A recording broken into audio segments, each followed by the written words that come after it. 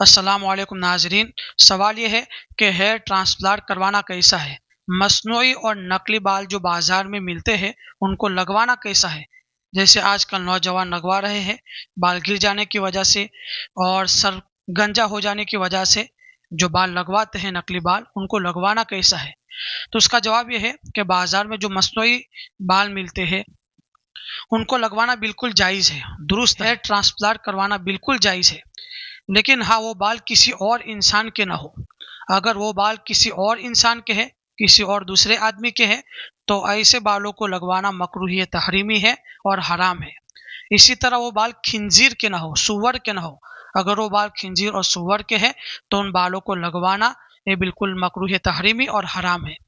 انسان اور خنزیر کے علاوہ اور کسی جانور کے ہو، کیمیکل سے بنے ہوئے ہو اور دوسرے کسی اور چیز کے وہ بال ہو تو ان کو لگوانا جائز ہے، لگا سکتے ہیں۔ لیکن وہ بال جو آپ نے لگوائے ہیں وہ بال آسانی سے نکل جاتے ہیں، پھر دوبارہ لگائے جا سکتے ہیں، تو ایسے بالوں پر وضو میں مسح کرنا جائز نہیں ہے، اور جنابت کے غسل میں ایسے بالوں کو پہن کر نہانا جائز نہیں ہے۔ ایسے بالوں کو اتار کر پھر مسح کرنا ہوگا، اور ایسے بالوں کو اتار کر غسل جنابت کرنا ہوگا۔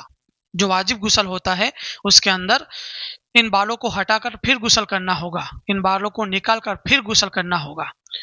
تو وضو اور غسل کے اندر ان بالوں پر مسح کرنا اور انہی بالوں کے ساتھ غسل جنابت کرنا یہ جائز نہیں ہے۔ ان بالوں کو ہٹا کر مسح کریں، ان بالوں کو ہٹا کر غسل جنابت کریں۔ لیکن اگر بالوں کی سرجری کروائی ہے، جیسے کہ ایک بدن کے حصے کے بال لے کر اپنے سر پر جو سرجری کرواتے ہیں، پھر وہ بال اگتے ہیں اور وہ بال بالکل منسلک ہو جاتے ہیں، جسم سے لگ جاتے ہیں، ملصق ہو جاتے ہیں، وہ علیحدہ نہیں ہوتے، تو پھر ان بالوں پر مسح کرنا جائز ہے، کر سکتے ہیں۔ چونکہ اب وہ بال بدن کا حصہ بن چکے ہیں، ان کو الگ کرنا مشکل ہے، تو وہ بال بدن کا حصہ بن گئے ہیں، اس لیے ان پر مسح کرنا جائز ہے، اور غسل کی حالت میں انہی بالوں کے ساتھ غسل کرنا بھی جائز ہے۔ لیکن یاد رکھیں کہ جو بال آپ لگوا رہے ہیں یا لگائے ہیں کسی اور انسان کے نہ ہو۔ سرجری میں بھی اپنے بدن کے بال ہو، کسی اور انسان کے بال نہ لگوائے، یہ حرام ہے۔ کسی اور انسان کے بال لگوانا کیوں حرام ہے؟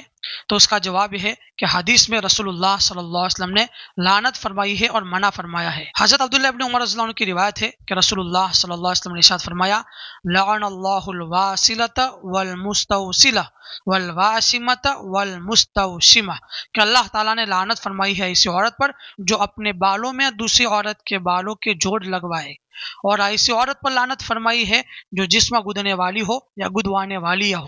تو اس حدیث سے معلوم ہوا کہ لعنت تو عورت پر فرمائی ہے، کیونکہ خاص طور پر زیادہ تر عورتیں ہی ایسا کرتی ہیں کہ اپنے بالوں کی خوبصورتی بڑھانے کے لیے، یا چھوٹے بال ہے تو دوسری عورت کے بالوں کو اپنے بالوں میں جوائنٹ کرواتی ہے اور لگواتی ہے۔ تو یہ حکم مردوں کے لیے بھی ہوگا کہ آپ جو بال لگوا رہے ہیں وہ کسی اور انسان کے بال ہے، کسی اور آدمی کے بال ہے، تو یہ آپ کے لیے حرام ہے اور آپ لعنت کے مستحق ہوں گے۔